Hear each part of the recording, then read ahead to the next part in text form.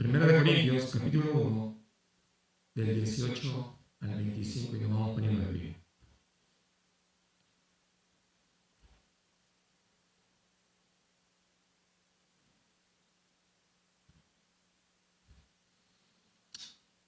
Dice la palabra de esta manera: porque la palabra de la cruz es locura a los que se pierden, pero a los que se salvan, esto es, a nosotros, es poder de Dios. Pues está escrito: destruiré la sabiduría de los sabios y desecharé el entendimiento de los entendidos. ¿Dónde está el sabio? ¿Dónde está el escriba? ¿Dónde está el disputador de este siglo? ¿No ha enloquecido Dios la sabiduría del mundo? Pues ya que en la sabiduría de Dios el mundo no conoció a Dios mediante la sabiduría, agradó a Dios salvar a los creyentes por la locura de la predicación. Porque los judíos piden señales y los griegos buscan sabiduría, pero nosotros predicamos a Cristo crucificado, para los judíos ciertamente tropezadero y para los gentiles locura, mas para los llamados, así judíos como griegos, Cristo, poder de Dios y sabiduría de Dios. Porque lo insensato de Dios es más sabio que los hombres, y lo débil de Dios es más fuerte que los hombres. Vamos a orar, mis hermanos.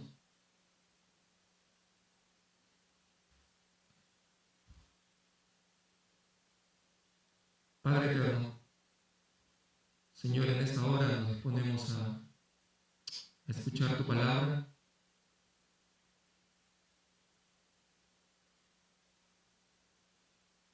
Señor, permíteme que lo pueda hacer de una manera fiel. Señor, tú conoces mis limitaciones, mis debilidades, Señor. Reconozco, pero Señor, tú eres suficiente para hacer todas las cosas. Señor, permite que nos enfoquemos en el pasaje que vamos a traer en esta tarde, que podamos ser edificados, exhortados por medio de ella, que nos enfoquemos, Señor, en tu palabra, que el día de hoy, Señor, para aquellos que no te conocen, que tu Espíritu Santo, Señor, obre en ellos, que el día de hoy pueda ser día de salvación. Todo lo que hagamos, Señor, todo lo que decimos, Señor, que sea para honrar tu nombre. Me quedo, Señor, en tus manos, en el nombre de Cristo Jesús. Amén. Vamos a tomar asiento, mis hermanos.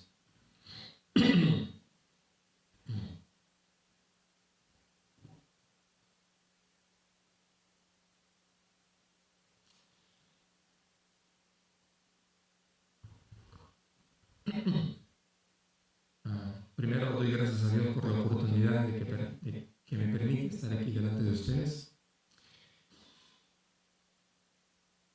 de compartir su palabra. Este párrafo que acabamos de leer pertenece a una carta, ¿sí? Tiene un contexto, tiene una audiencia y también tiene una intención.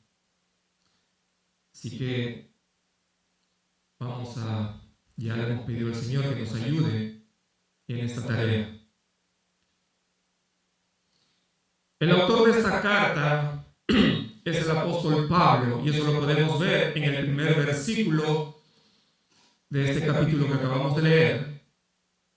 Y escribe esta carta a la iglesia que él mismo había levantado en uno de sus viajes misioneros, y para ser más exacto, en el segundo viaje misionero.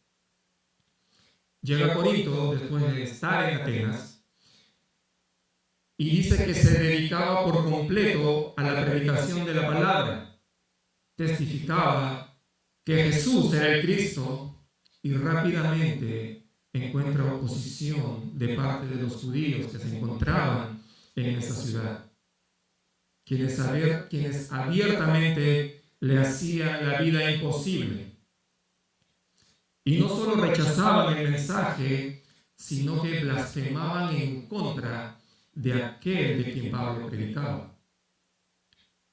Pablo, decepcionado y temeroso, propone irse de esa ciudad, pero el Señor, mediante una visión, calma ese temor en él.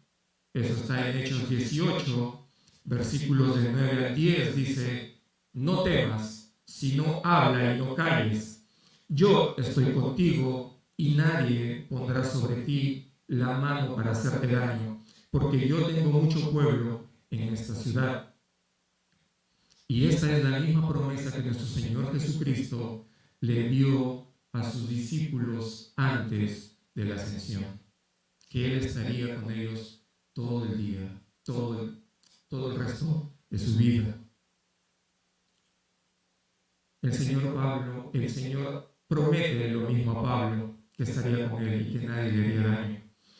Y el Dios omnipotente y soberano lleva a cabo todo lo que está decretado por él y hace que Pablo se quede 1 año y medio en esa ciudad.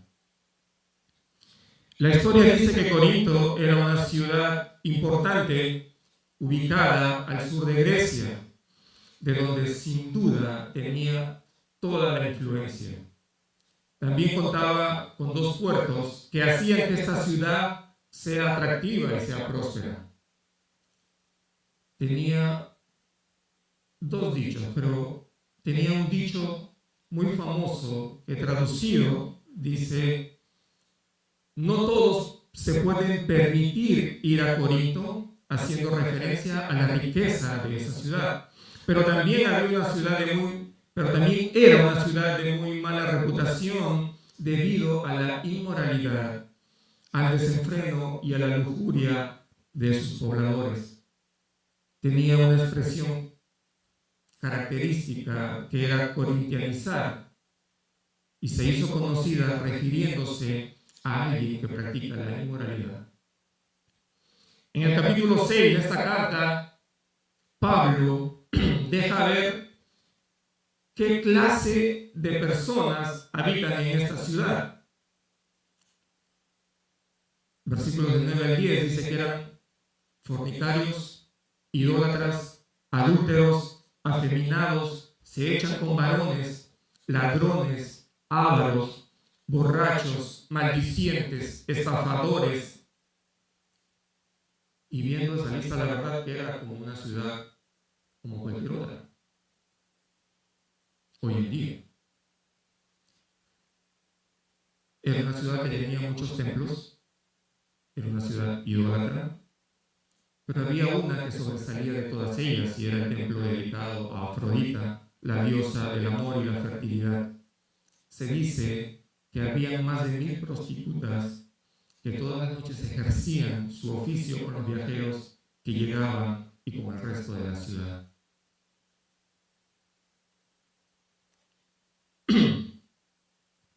Este era el lugar donde se encontraba Pablo, en donde en uno de sus viajes y donde funda una iglesia.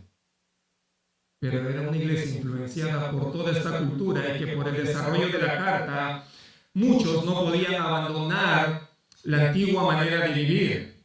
Habían divisiones, eran inmaduros, arrogantes, envanecidos. Habían casos de inmoralidad, no podían resolver problemas entre ellos que tenían que ir ante la corte, delante de los incrédulos. Problemas matrimoniales, glotonerías, borracheras, abusos de los dones espirituales. En fin, toda una lista, todo un catálogo de problemas por la que esta iglesia atravesaba. Y ahora se imaginan en estos tiempos con toda la tecnología que hay, entrar y buscar una iglesia y que diga iglesia de Corinto, pastores, Pablo, Apolos, han convertido a miles de sana doctrina, pero tienen estos problemas. Estoy seguro que muchos de nosotros no nos animaríamos ni ir a visitar esa iglesia. Pablo había recibido noticias acerca de lo que estaba ocurriendo en esta iglesia y el propósito de su carta era promover un espíritu de unidad entre ellos corregir ciertas prácticas que estaban sucediendo en la iglesia, respondiendo a preguntas que estos hermanos le habían hecho llegar. La carta empieza con un saludo habitual de él, haciéndoles ver que los tenía presentes en sus oraciones y daba gracias a Dios por ellos, por la gracia que habían recibido en Cristo. Era una iglesia donde se hacía evidente que habían creído en el Evangelio de Cristo. Fueron bendecidos, enriquecidos en todo. El Espíritu del Señor fue muy bondadoso con estos hermanos. Les había repartido en gran manera los dones espirituales. La gracia de Dios les concedió habilidades espirituales en abundancia, pero faltos de amor los unos por los otros, que los condujo a tener discordia entre ellos, el orgullo, el egoísmo. Todo eso estaba en ellos y todo eso salió a relucir. En el capítulo 13, Pablo les dice: ustedes pueden tener una buena doctrina, todos los dones espirituales, hacer grandes obras de bien social. Es más, pueden mover montañas por fe, pero sin amor eso es vano, no sirve de nada, no han logrado nada. Y aunque en esos momentos en el que Pablo estaba escribiendo esta carta, estos hermanos no estaban dando buen testimonio de lo que eran en Cristo, él no dudaba de la salvación de estos hermanos, porque confiaba en la fidelidad de Dios, que habían sido llamados y que trabajaría con ellos y los iba a perfeccionar. Así como a cada creyente que se encuentra aquí y en cualquier iglesia alrededor del mundo, tenemos esta promesa. Estoy convencido, en Filipenses 1:6, estoy convencido de esto, de que el que empezó tan buena obra en ustedes las irá perfeccionando hasta el día de Cristo. Esta iglesia, con todas las bendiciones que Dios en su gracia les había otorgado, tenía problemas. Uno podría pensar, pero ¿cómo puede ser posible, con todos los dones, con toda la elocuencia, con todos los talentos que tenían, deberían caminar como una iglesia modelo? Todos hacen lo que tienen que hacer. No hay orgullo, todos están dispuestos y prestos sin demora a aplicar aquello que intelectualmente conocen de las Escrituras,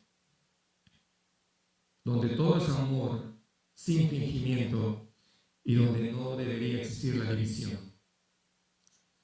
Y hermanos, que en una iglesia del Señor, Dios derrame su gracia, dando capacidades, habilidades, talentos, dones, levante hombres con conocimiento doctrinal, no es un sinónimo de madurez espiritual, ni tampoco es sinónimo de que no haya problemas entre los creyentes.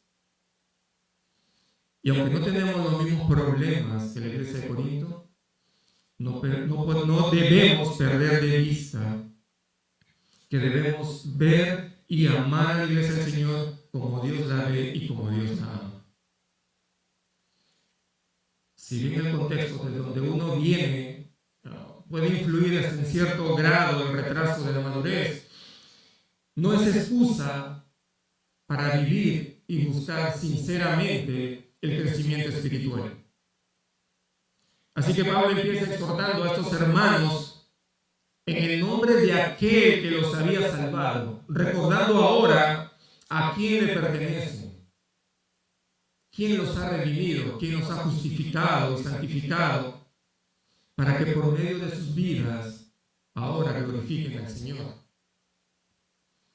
Y Pablo va de frente al punto y le dice que no rompan el cuerpo de Cristo, que no lo fraccionen, que prediquen todos una misma doctrina, una misma enseñanza, una misma verdad. Mejor dicho, que sean como estos hermanos en Hechos 2, que al creer en el Evangelio perseveraban juntos en la doctrina de los apóstoles. Y eso es en las Escrituras, que es lo único que va a traer crecimiento y madurez a la iglesia.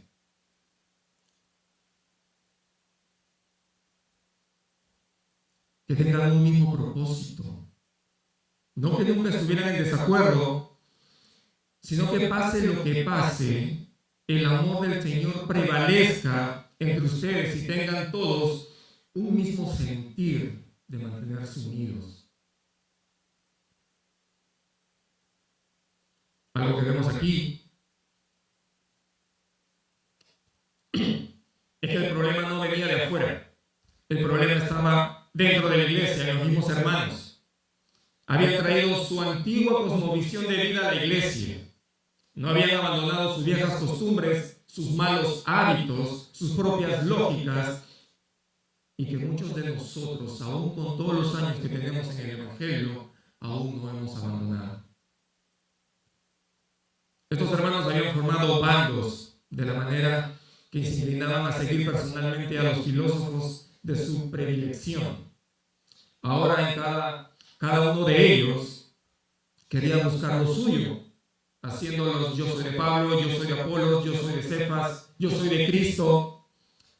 Empezaron a hacer divisiones en la iglesia, a contender entre ellos de quién era más elocuente, de quién tenía más carisma, quién enseña mejor, a este le falta, este tiene más. Los miembros de esta iglesia tenían la mirada puesta en los hombres, puesta en sus maestros, en sus líderes. Eso es idolatría y daña el bienestar espiritual de la iglesia. Nada ni nadie puede ocupar en nuestros corazones el lugar que le corresponde únicamente al Señor. Porque no fue ningún pastor, ningún maestro, ningún hermano el que murió por nosotros en la cruz. El que nos compró, el que nos redimió de nuestros pecados, el que nos justificó delante del Padre, fue nuestro Señor Jesucristo.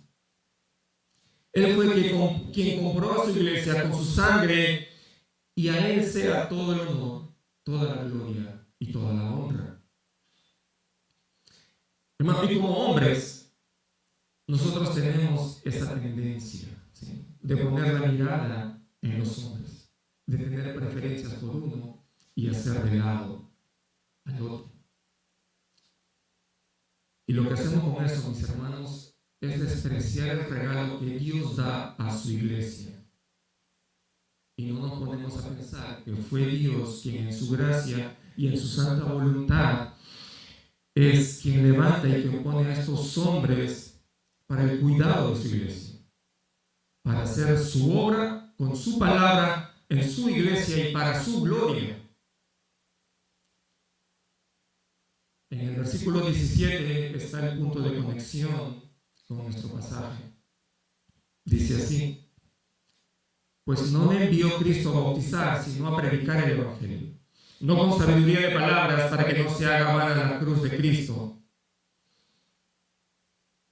Pablo no estaba menospreciando el bautizo, ni lo estaba desacreditando, ni mucho menos tenía en poco esta ordenanza que había dejado nuestro Señor, pues el bautizo es una demostración pública de que hemos creído en el Evangelio y simboliza nuestra unión con Cristo. Tal vez estos creyentes se inclinaban y tenían alguna preferencia por aquellos por quienes habían sido bautizados, pues tenían esa inclinación, ¿no?, de admirar a los grandes influencers de esa época, a los sabios de esa época. Así que no era que esté en contra del bautizo, sino que esa fue la misión que el mismo Señor Jesucristo le encomendó, que era la predicación del Evangelio. Y Pablo se esforzaba de que las personas no pusieran su mirada en él al ejercer esa tarea, sino que miraban a Cristo, que miraran a su Salvador. Y dice que no lo hacía con sabiduría de palabras, es decir, no usaba palabras elocuentes ni rebuscadas, porque no quería que su mirada esté puesta en él, ni en sus grandes palabras que podría usar, y se dejen llevar por la inteligencia del predicador, en vez de ser atraídos por el mensaje de salvación, pues todo lo que necesita el pecador es el Evangelio. Y esperar en el poder de Dios por medio de su Espíritu que haga la obra y les dé arrepentimiento y una fe salvífica. Primera de Corintios 2, del 1 al 5, podemos decir esto que acabo de decir. Amados hermanos, la primera vez que los visité, no me valí de palabras elevadas ni de una sabiduría impresionante para contarles acerca del plan secreto de Dios, pues decidí que mientras estuviera con ustedes, olvidaría todo excepto a Jesucristo, el que fue crucificado. Me acerqué a ustedes en debilidad, con timidez y temblor, y mi mensaje y mi predicación fueron muy sencillos en lugar de usar discursos ingeniosos y persuasivos. Confié solamente en el poder del Espíritu Santo.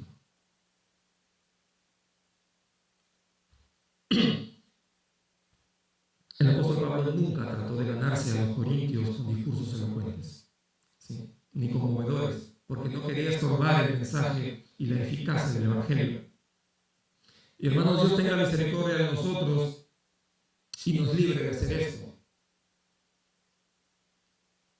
Y como vemos, y como vamos a ver en nuestro pasaje, la salvación del hombre no depende de ninguna habilidad humana, de ningún poder humano o de alguna sabiduría humana, sino únicamente en el poder y la sabiduría del Señor. Y el título de esta prédica es Cristo, poder y sabiduría de Dios. Versículo 18, el poder de Dios. Del 19 al 22, la sabiduría de Dios. Y del 23 al 25, Cristo, poder y sabiduría de Dios. El versículo 18 empieza: porque la palabra de la cruz es locura para los que se pierden, pero a los que se salvan, esto es, a nosotros, es poder de Dios. Y cuando dice la palabra de la cruz, o en otras versiones dice el mensaje de la cruz, no se está refiriendo al cartel que Pilatos mandó a poner en la cruz donde decía Jesús de Nazaret, rey de los judíos, sino que hace referencia a lo que se llevó a cabo, a la obra que Jesús llevó a cabo en esa cruz. Era el plan divino, el plan secreto y eterno de Dios de rescatar un pueblo para sí, de un mundo caído, llevando a su Hijo a morir en una cruz, la cual afectará el destino final de cada ser humano. Y por lo que muestra el versículo, solamente hay dos destinos: de perdición y de salvación. Porque para el hombre que se pierde, la manera en la que Dios diseñó su plan de salvación es una locura, es una insensatez, una estupidez. Porque cuando escuchan el mensaje de la cruz, cuando escuchan el Evangelio, la rechazan diciendo cosas como esta: no me interesa, déjame tranquilo, déjame tranquila. ¿Quién puede creer eso? ¿Salvación de qué? Y algunos que tal vez se detengan a escuchar un poco, dicen: ¿cómo que la salvación de un pueblo va a estar en la muerte de un hombre? ¿Cómo Dios va a crucificar a su hijo como si fuera un vil delincuente? O sea, el que viene a salvar muere y después resucita. Y encima me dices que estamos muertos, que somos enemigos de Dios y que su ira está sobre nosotros. ¿Qué clase de Dios es el que tú me estás trayendo a mí? Eso no tiene sentido. Mi Dios no es así. Él es amor y me quiere así como soy. Y mis hermanos, así como ahora hay muchas ideologías, en los tiempos de Pablo, que cuando se encontraba en Atenas, antes de ir a Corintio, habían dos corrientes filosóficas muy conocidas: los epicúreos, seguidores de la línea de Aristóteles, que tenían pensamientos como estos: que el fin último del hombre es vivir un placer continuo, que busca el bienestar de una manera racional, pero debe evitar los excesos porque son los que provocan el sufrimiento posterior. Y tiene un pensamiento más profundo todavía. Dice que no hay que tener miedo a la muerte, pues consiste en la falta de sensación. Así que no hay que espantarnos por algo que no vamos a sentir. Dice que la muerte es una quimera, pues cuando yo estoy, ella no está. Y cuando ella está, yo no estoy. Es muy profundo. Y estaban los estoicos, que enseñaban que en la vida solamente hay una virtud, que la virtud es el único bien, y que la moral y la ética son los objetivos para vivir y depender de uno mismo, que dependen de uno mismo. Y al día de hoy, mis hermanos, las cosas no han cambiado mucho, tanto dentro como fuera de la iglesia. Hay personas que dicen creer y no creer en Dios. Dicen creer, pero a la misma vez para ellos su Dios está lejano, que no tiene nada que ver con ellos. Y cuando lo conocen no se quieren ni someter ni quieren obedecerlo. Y también están los que creen que Dios quiere que desarrolles tu potencial, que depende de ti ser feliz y obrar para bien, para ganarte un ticket al cielo. Y lo que no se dan cuenta es que solo pueden estar en uno de los dos bandos, de condenación eterna si rechazas el Evangelio, o la gracia de ser salvado, de ser perdonado y de ser reconciliado y adoptado en la familia de Dios y estar en su gloriosa presencia por toda la eternidad si recibes el mensaje, si crees y te arrepientes. Todas estas corrientes estaban en esa ciudad. Pablo los enfrentó. Cuando lo escuchaban, decían esto. ¿Qué querrá decir este palabrero? Parece que es un predicador de nuevos dioses. Y como estaban interesados en adquirir conocimiento, lo llevaron al Areópago para escucharlo. Hechos 17, del 19 al 21, dice, y le trajeron al Areópago diciendo, ¿podremos saber qué es esta nueva enseñanza de que hablas? Pues traes a nuestros oídos cosas extrañas. Queremos pues saber qué quiere decir esto, porque todos los atenienses y los extranjeros residentes allí en ninguna otra cosa se interesaban sino en decir o en oír algo nuevo. Y eso es familiar, porque hay iglesias que son como estos areópagos, ¿sí? Sabiondos enfrente, parlanchines en los púlpitos, que llenan los oídos de aquellos que buscan cosas novedosas, que no encuentran satisfacción en la sana doctrina del Evangelio. Y es lo que dice 2 Timoteo 4:3, porque vendrán tiempos cuando no soportarán la sana doctrina, sino que teniendo comezón de oír, acumularán maestros conforme a sus propios deseos. Pablo les empieza a presentar a estos hombres en Atenas al Dios verdadero. Del versículo 24 del mismo capítulo de Hechos dice, empezando porque el Dios que hizo todas las cosas y que no habita en templos hechos por manos humanas, Él es el que da la vida, que de uno hizo a todos para que habitaran en la tierra, que en Él vivimos, en Él nos movemos y en Él existimos, y que ahora es el momento que Dios ha mandado a todos que se arrepientan, porque Él va a juzgar al mundo con justicia por aquel varón a quien designó dando fe al haberlo levantado de los muertos. Cuando escucharon esto, se burlaron de él. Ellos no aceptaron que un hombre pueda resucitar. El hombre en su pecado y en su propia sabiduría no solo no lo puede entender, tampoco lo puede aceptar, porque va en contra de él, en contra de su orgullo, de sus sueños, de sus ambiciones personales, de sus prácticas pecaminosas. Pero para los que se salvan, creer en ese mensaje es el poder de Dios, porque son iluminados por el Espíritu Santo para ver el gran poder de Dios que está en la persona de Cristo. Solo ese mensaje de la cruz tiene el poder para salvar al pecador. Romanos 1:16 dice, pues no me avergüenzo del Evangelio, pues es el poder que Dios usa para la salvación de todo aquel que lo cree. El poder de Dios no se encuentra en las elocuentes o seductoras palabras de sabiduría humana que el hombre puede usar para añadir al mensaje de la cruz o muchas veces para reemplazar el mensaje, con la intención de suavizarla, de hacerla más digerible, de que los hermanos no se molesten. de no ofender porque es políticamente correcto. El poder de Dios se manifiesta en el Evangelio, en la persona de Jesucristo, que tiene poder para limpiar pecados, para justificarnos delante del Padre y levantar de la muerte al pecador y darle vida eterna. En el versículo 19 del pasaje que nos corresponde a nosotros, Dios no dice que se va a sentar a negociar con el sabio y su sabiduría.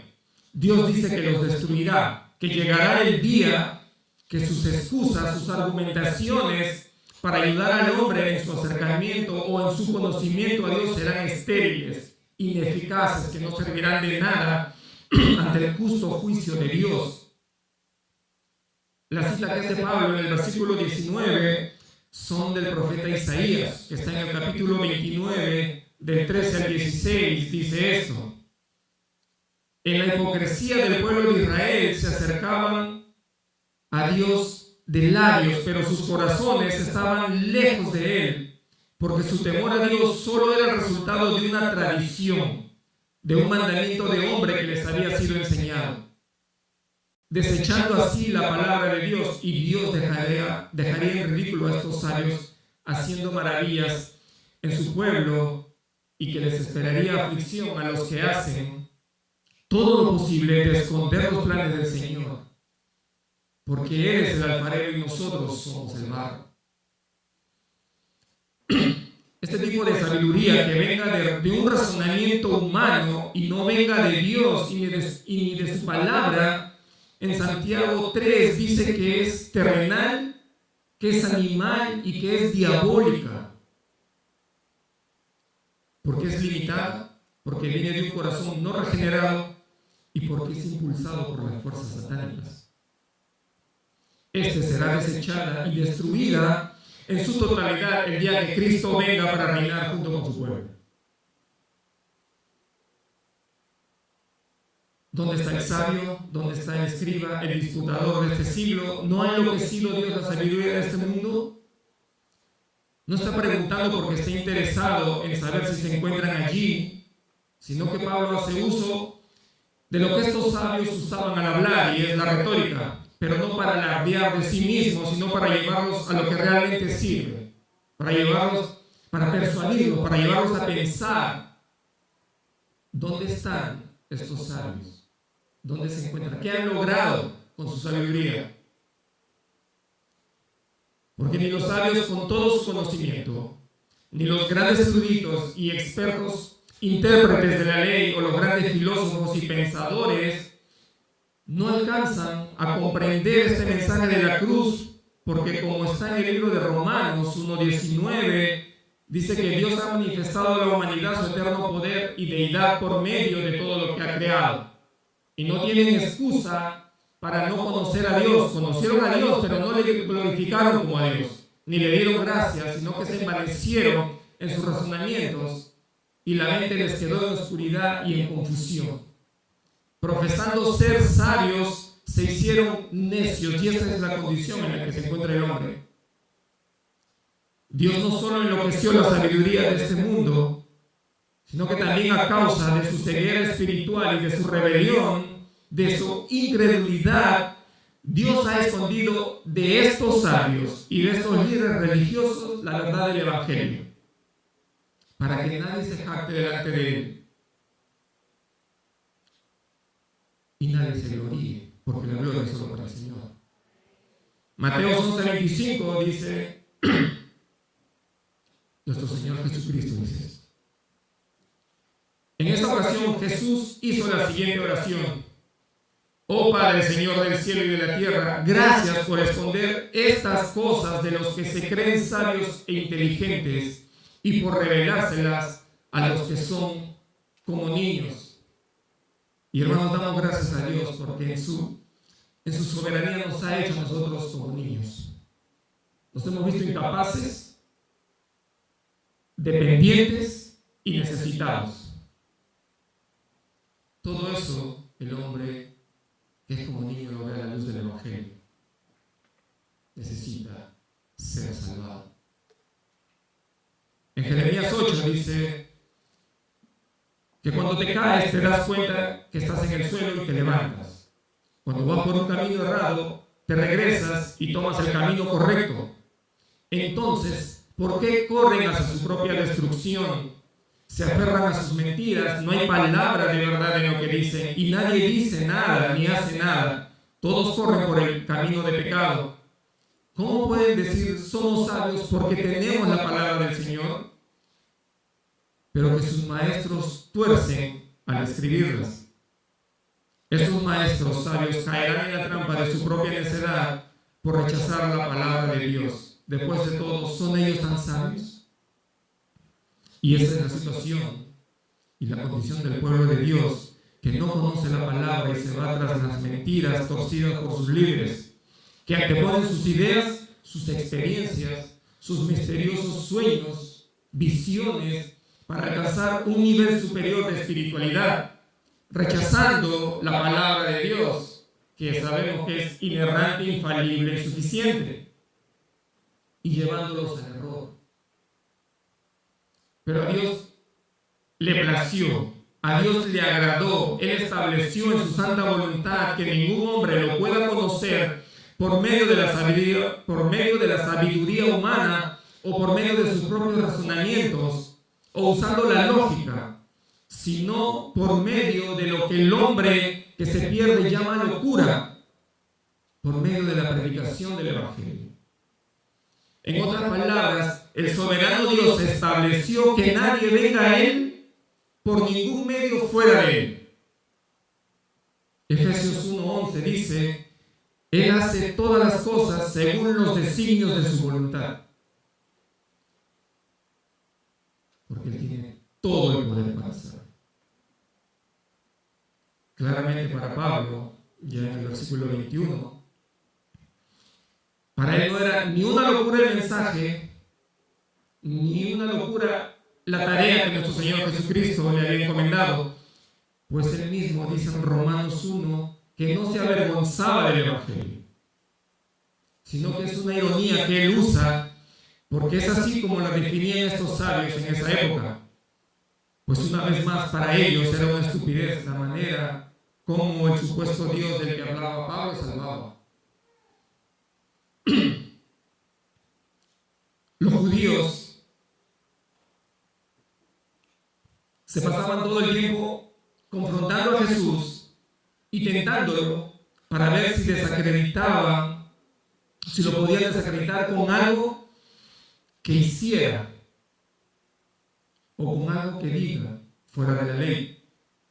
Y le pedían señales para creer en él, aun cuando ya había mostrado autoridad sobre todas las cosas. Y ya en la serie del libro de Marcos que nuestro pastor está llevando con nosotros, hemos visto. En Juan 5, del 39 al 40 dice esto nuestro Señor Jesús a los judíos. Estudian las Escrituras a fondo porque piensan que en ellas dan vida eterna, pero las Escrituras me señalan a mí. Sin embargo, ustedes se niegan a venir a mí para recibir esa vida. Cuando nuestro Señor Jesucristo se encontraba en la cruz, los judíos hacían esto. Mateo 27:40. Meneando la cabeza en forma de burla, le decían: tú que derribas el templo y en 3 días lo reedificas, sálvate a ti mismo si eres el Hijo de Dios, desciende de la cruz. Y en el versículo 42 dice que los principales sacerdotes, los escribas, los fariseos, los ancianos, estos líderes religiosos burlándose le decían: a otro salvó y a sí mismo no se puede salvar. Si es el rey de Israel, desciende ahora de la cruz y creeremos en él. Buscaban señales sobrenaturales. Estos líderes judíos no podían aceptar a un Mesías de condición humilde que desnudaba sus corazones e iban contra sus propios intereses. Ellos tenían la señal al frente de sus narices y no lo podían ver por la ceguera espiritual que tenían. No querían aceptarla y lo llevaron a la cruz. mientras que a los griegos no les interesaba ese mensaje. Ellos querían pruebas que se puedan razonar, ellos querían algo con que poder debatir y argumentar, ya que andan en busca de teorías a través de la ciencia. Ellos quieren encontrar respuestas a sus preguntas, quieren encontrar respuestas lógicas a sus preguntas. Y hoy día es igual. Las personas, incluyendo creyentes, también buscan señales, quieren sus milagros, algunas cosas sobrenaturales para beneficio propio. Quieren experimentar que sus emociones sean elevadas. Quieren emocionalismo, quieren milagros como ellos desean. Si Dios existe, si Dios me quiere hablar, cosas que tan tontas como que se mueva algo, que se mueva la mesa o que mi nombre aparezca en una nube, quieren señales de ese tipo, teniendo la escritura y la revelación del Señor en sus manos. Y eso lo hacen para justificar su incredulidad. O andan como los griegos buscando nuevas cosas, nuevas revelaciones, profecías, cuentos de gente que ha ido y ha regresado del infierno, que han ido y han regresado del cielo. Y se han ido porque los han dejado salir, porque no se han quedado allá.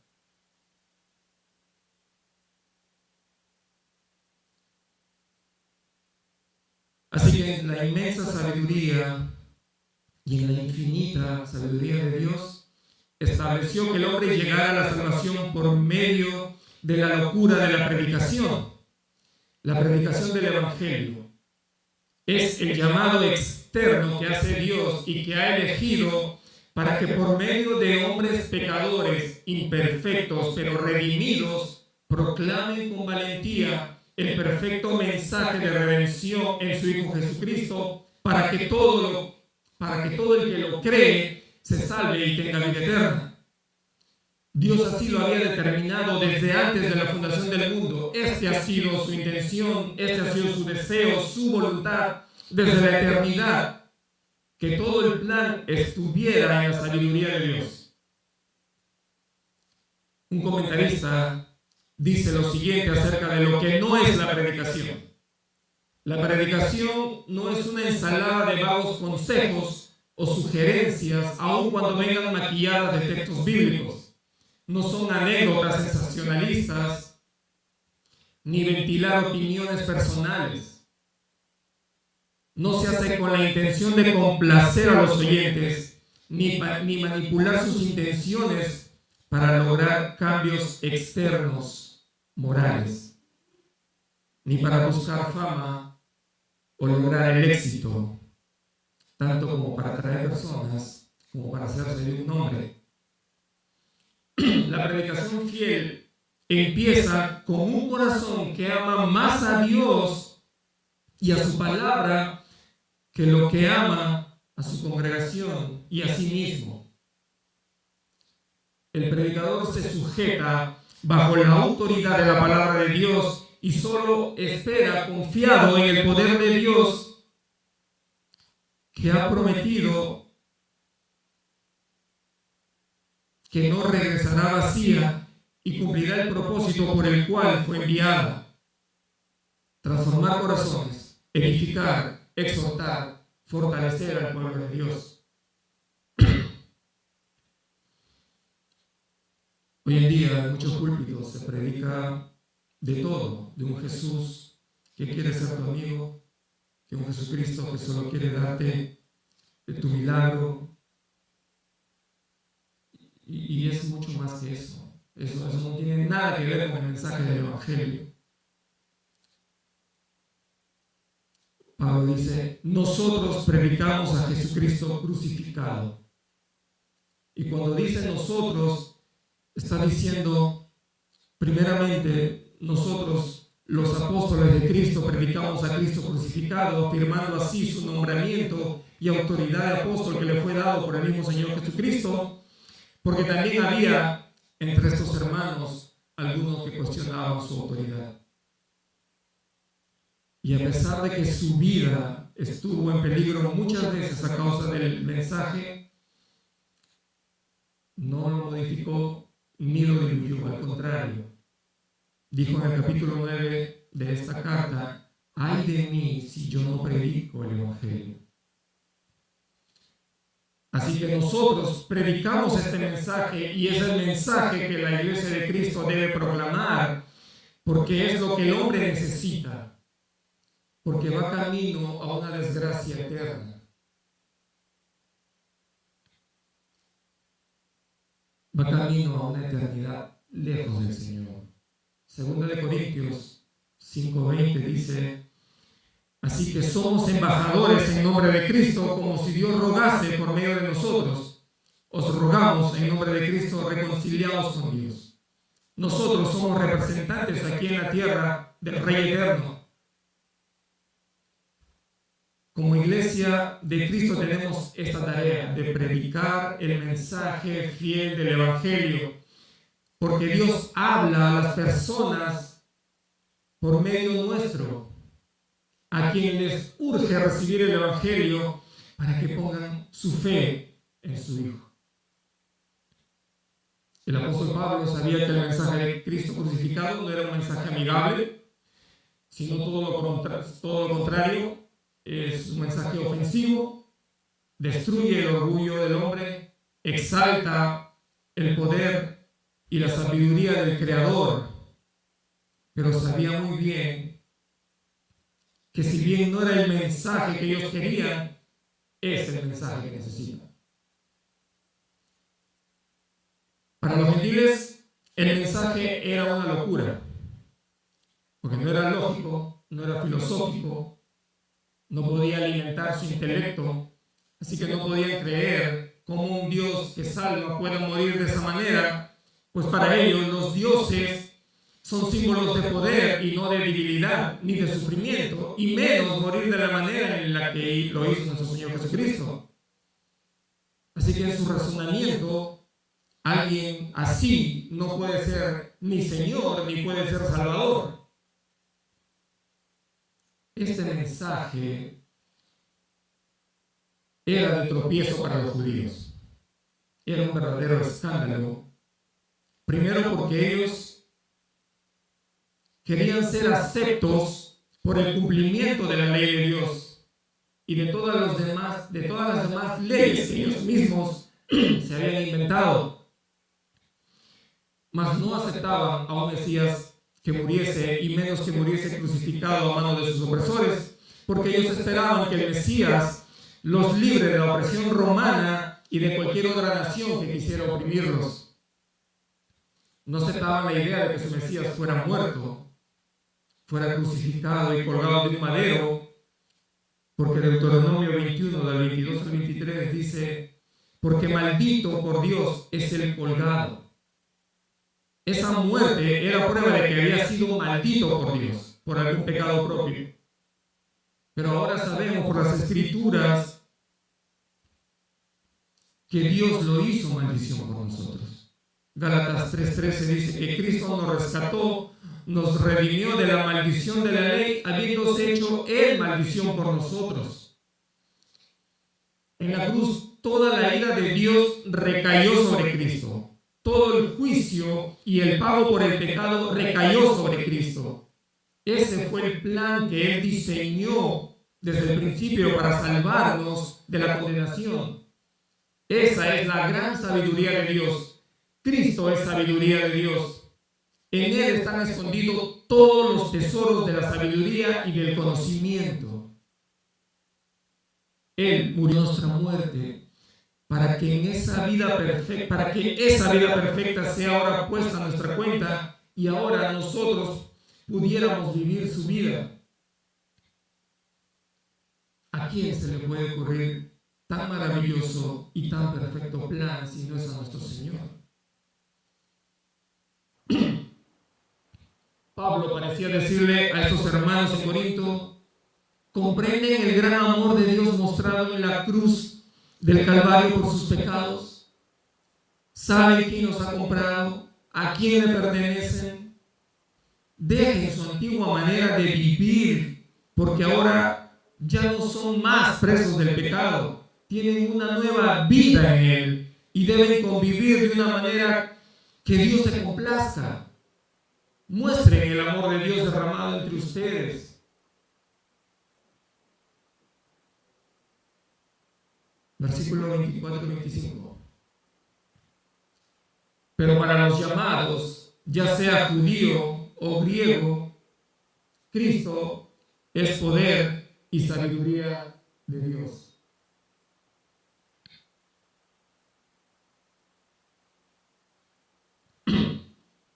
Había dicho que la predicación es el llamado externo de Dios al pecador para que venga a Cristo. Es un llamado general, pero no todos vienen a Él, sino es por el llamado interno, eficaz y particular que hace a quienes ha elegido. Dios en su gracia, a través del poder de su Espíritu Santo, obra dentro de sus elegidos para que abran sus ojos espirituales, vean su condición, se arrepientan y pongan la fe que también es un don de Dios en su Hijo Jesucristo. Y hermanos, aunque este no es el tema de la predicación, no se puede pasar por alto esta doctrina fundamental de nuestra fe. Efesios 1:4, según nos escogió en Él antes de la fundación del mundo para ser santos y sin mancha delante de Él. Ninguno puede venir a mí si el Padre no me envió, si el Padre que me envió no lo trajere. Vemos la incapacidad humana de venir a Cristo y la eficacia de Dios para traerlo. Segunda de Tesalonicenses 3:13 dice: pero nosotros siempre tenemos que dar gracias a Dios por ustedes, hermanos amados, por el Señor, porque Dios los ha escogido desde el principio para salvación, mediante la santificación del Espíritu y la fe en la verdad.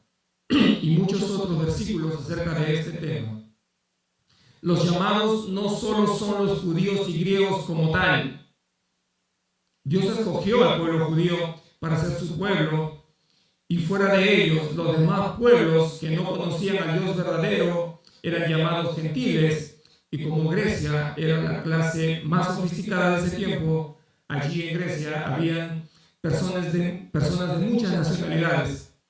Pablo usaba griegos para referirse a todos los demás que no fueran judíos. Así que los llamados son hombres y mujeres que el Señor ha ordenado desde la eternidad para salvación, de todas las razas, de todas las épocas, que por el poder del Espíritu Santo responden al llamado del Evangelio, que vienen a Cristo y viven buscando sinceramente agradar a Dios en todas las cosas para la gloria de su nombre. El Señor le había dicho a Pablo que se quedara, que tenía mucho pueblo en esa ciudad. No le dijo que todos eran su pueblo, sino que de todas las personas que se encontraban en Corinto, Dios había predestinado, había elegido a algunos para salvación. Esos son los llamados. No solo judíos o solo griegos, sino gente de todo alrededor del mundo. Y para ellos, como para nosotros los creyentes de este tiempo, Cristo es el poder de Dios y sabiduría de Dios. Cristo es poder de Dios mostrado en nuestra redención, poder para salvar al pecador, dando vida nueva a un hombre muerto, poder para trasladarlo de las tinieblas a su luz admirable. El poder de Dios es completamente y totalmente diferente y superior a todo lo demás. En el mensaje de la cruz se hace evidente en Cristo el poder de Dios que ha transformado sus vidas y la sabiduría de Dios que ha llevado a cabo un plan de salvación tan asombroso que por él el hombre pecador es constituido justo y el santo Hijo de Dios es condenado en su lugar. ¿A quién se le hubiera podido ocurrir tal cosa? El mundo pecado puede llamar necio, tonto o estúpido, débil, sin ningún sentido al mensaje del Evangelio y al plan maravilloso de su salvación, que de eso no tiene nada, sino todo lo contrario. En esa locura y en esa debilidad aparente ante los ojos de los hombres, Dios reveló su potencia y su sabiduría en Cristo, porque el poder de Dios se perfecciona en la debilidad. Nosotros solo somos sus criaturas y somos criaturas caídas. Mi amigo, si aún tú que nos estás visitando o personas que ya nos vienen visitando y aún no han rendido su vida a Cristo, si aún sigues pensando que el Evangelio es una tontería, que no crees en eso, déjame decirte por medio de lo que acabamos de ver en este pasaje, que eso piensan las personas que van camino a perdición. No busques en tus propios medios una vía para salvarte del juicio de Dios, que es inminente. No busques en otros lados porque no lo vas a encontrar. Jesús dijo, yo soy el camino, yo soy la verdad y la vida. Solo en Él está la verdad, solo en Él está la vida y es a su manera, no a la nuestra. Ven a Cristo, arrepiente de tus pecados y cree en Él para la salvación de tu alma. Mi hermano, en la iglesia de Corinto hubieron muchos problemas, pero era una iglesia del Señor. Que el Señor nos ayude por medio de nuestras oraciones, por medio de su palabra, por medio de ser edificados, de recordarnos el Evangelio cada día, que mostremos el amor del Señor y la misericordia y la gracia que ha tenido con nosotros. Y si aún sigues buscando nuevas sensaciones, nuevas revelaciones, o piensas que tus emociones no se mueven aquí, que el Espíritu Santo no está aquí, eso solo lo puede hacer y lo puede lograr por medio de las Escrituras. Ahí tendrás un verdadero avivamiento para tu alma. Y si estamos buscando conocer más a Dios por medio de la obtención del conocimiento teológico, llámese libros, audios, seminarios, pidámosle al Señor que nos cuide de que nuestro amor por Dios no se convierta en un amor sobre Dios. Un fragmento de un estudio de Coalición por el Evangelio dice así: si no tenemos cuidado, Dios puede convertirse en un objeto de estudio impersonal. Y cuando eso sucede, nuestras cabezas se colmarán con el estudio de las doctrinas, pero nuestros corazones se enfriarán a la verdad, a la belleza y la gloria del Trino Dios. Vamos a orar, mis hermanos.